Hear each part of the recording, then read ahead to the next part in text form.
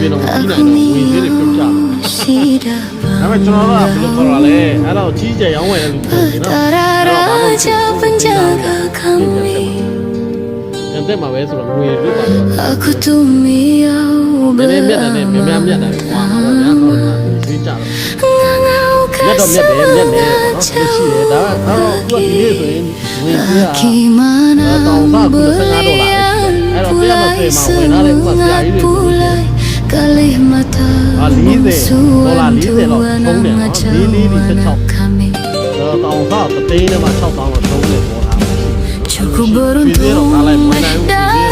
တော့ဝင်ပြီးတော့ပြန်တက်မလားတက်ပါတော့အဲ့ဒါတော့မှဖတ်ရအောင်တက်မလားတက်ပါအဲ့ဒါ Terima kasih oh petara raja.